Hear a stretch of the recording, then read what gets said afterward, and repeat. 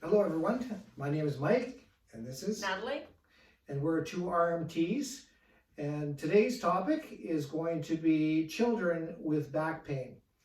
The reason why we want to bring this up is that sometimes we get people coming into our practice that are children, active children usually, and they get back pain.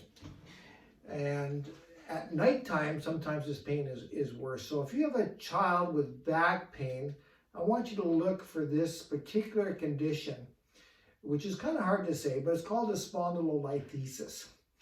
And we're doing this particularly for a friend of ours that has a child with back pain.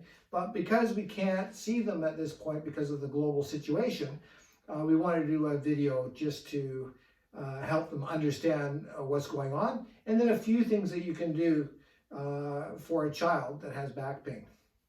Now, by far, the number one issue that happens with children that are active that have back pain is this condition called spondylolisthesis. Now, what is spondylolisthesis? Well, in some people, about 2% of the population have a defect in part of the vertebrae in the lower part of the back, okay? And I'm just going to show you what that is in the textbook. Hopefully you'll be able to see it on the textbook here. Get it here. So we have the vertebrae here, okay, and we can see one's slipping forward here. Okay, and then this is just a graphing showing the slipping of the vertebrae. This is the bottom part of the spine called the sacrum, and this is the L5 vertebrae. Most often this slippage occurs on the L5. Sometimes it's the one above at the L4. In this X-ray here, it shows there is a slippage of the L4. Okay, and so it slides forward a little bit. When it slides forward, it causes a lot of muscle spasm and back pain because the back is trying to hold it in place. Okay, and I'll just turn the page over here for a moment.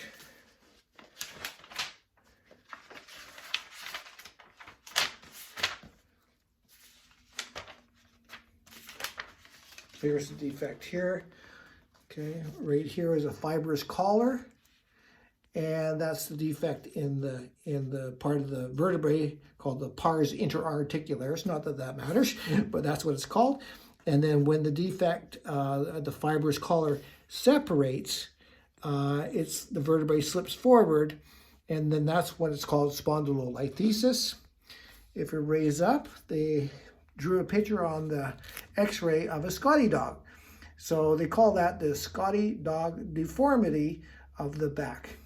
Okay, so that's good for just a general understanding about what's going on with anyone that has back pain, but particularly children. Children are very active in sports, and anything that involves back bending, like gymnastics or dance, sometimes basketball, they jump up and they come back into extension. Soccer, there's a lot of rotational stuff going on, and the repetitive strain can lead to eventually this fibrous collar getting weakened, and then the vertebrae can then become unstable. Okay, so the first thing to look for is what we call a step deformity in the back. So a step deformity is when part of the low back just sinks forward a little bit, and it starts to look like a dimple in the middle of the back, or that there's a step because the top of the sacrum, excuse me, the last part of the back here, the sacrum bone and the vertebrae here, if these two separate, you can feel the top of the sacrum. So we look for what's called a step deformity. So now I'll just show you I'll just show them where we look for it. Natalie doesn't have one. So it's right here. You come down, and if you feel the bottom of the spine has a bit of a step in there, or the vertebrae is sunken forward right there, then that's a possibility of a spondylolisthesis. I won't show you how to test it today because we can do that in a future video, and it's more complex. So we wanted to get on to show what we can do. So if you have a child has night pain, of course, go to the doctor to get things checked out. But if you think there's a possibility that they have this spondylolisthesis, then there's a few things that we can do to try and stabilize the back so that no further progression of the vertebrae can happen or will happen. Okay, so there's a couple of things that we can do. First of all, we want to avoid a few things. What we want to avoid is anything that is rotational. Okay, so rotation can shift that vertebrae and make it more unstable. The second thing we want to avoid are things that cause the person to bend backwards. So in some of our exercises, we've shown to do backward bending to help with back pain. In this case, we don't want to do backward bending because that moves the vertebrae forward. Okay, so no rotational stretches and no backward bending, unlike those suggestions that we gave when we're treating back pain and sciatica. Okay, so what we want to do is try to stabilize the vertebrae so that it doesn't shift any more forward. So we'll show you a couple of things that you can start with. So normally we do a planking exercise to try and develop our core and strength. In this case, we're still going to do a planking exercise, but we want to be in a little bit of what we call flexion because we don't want the back sagging down at all and causing the vertebrae to shift forward. So we'll start with a long arm plank, but we'll do it in a little bit more of a pike position or a little bit more flexion to avoid any extension. Okay, so Natalie will show us. Natalie's very good at these exercises. Okay, so you can see she's in a bit more of a piked position, okay?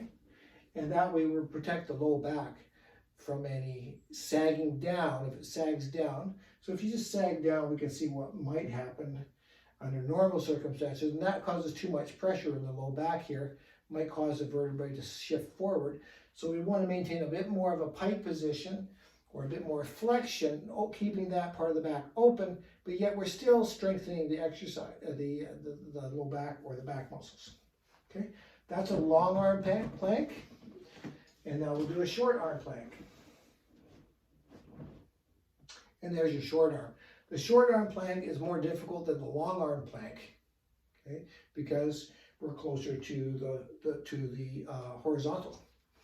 There's different variations that we can go from there, but again, this is just starting out video to show some things to start with your kids that have low back pain. Okay, hold that for as long as you basically can, usually about 30 seconds or so, maybe building up from there. By the way, don't do planking every day. It's better to do it every second day, or at least 3 times a week, but don't do it every day, because if you do this exercise every day, you're over fatiguing the back muscles and it actually makes them weaker. We want to build up the strength of the muscles, so you've got to give a day in between for the body or for the back or the muscles to catch up to allowing them time to strengthen and heal. Okay, so the next one we're going to do is we're going to work on, again, the core and the hip flexors. Okay, so what we're going to do is we have one leg in flexion or hip in flexion here, and the other one we've got the heel on the table, and we're just going to have you pull in your belly button towards your spine, so tightening up your abdominals and your transverse abdominis and obliques, and then we're going to have you slide your heel down the table at a count of 5, 2, 3, 4, 5, okay, and then keeping the heel on the table, I want you to bring it back up to 1, 2, 3, 4, and 5. Yeah, good, and then repeat on the other side. Okay, so we will make sure we're going to do both sides, but the focus is drawing the abdominals inwards, okay, tightening up the transverse abdominis, and performing this heel sliding down the table and back up again.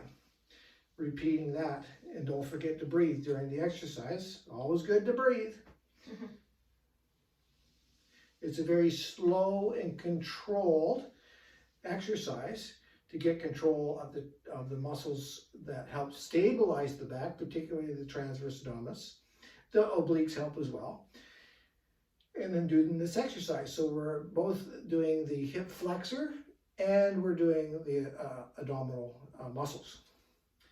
Now, if this is too easy for your child or for you to do, then try doing it with the heel about 1 inch off the table and then down. So now you're not having any of the weight of the foot on the table, a little bit lower down, like that, and then bringing that back up again. Same idea, drawing in the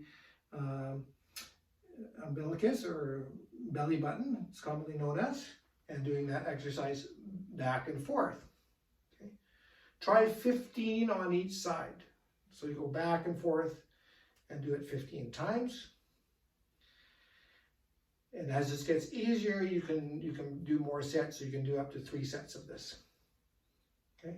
What we're trying to do again is to keep the back flat against the table, spine towards the table, to hold that vertebrae down so there's no chance of that vertebrae slipping forward during the exercise. At the same time, we're doing exercise to strengthen the back muscles, the hip flexors, the abdominal muscles. So we've done our planking, and then we've done this active strengthening of the hip flexors and the abdominal muscles. It's a good start. It's where you can start. And then, please comment below if you've done these exercises or you have comments. And we'd like to hear how it's going for your children. If you liked what you saw in this video, again, please smash the like button and subscribe to our channel. We've got lots more videos coming up. We're going to take many conditions and provide what we can do at home care for everyone due to the global situation where people can't get to the therapist. Let's work on stuff that we can do together. Hopefully this video helps you or your children, and I look forward to seeing you or you seeing us in that matter in the next videos. Thanks for joining us. Have a great day. Bye. Bye from Mike and Nat.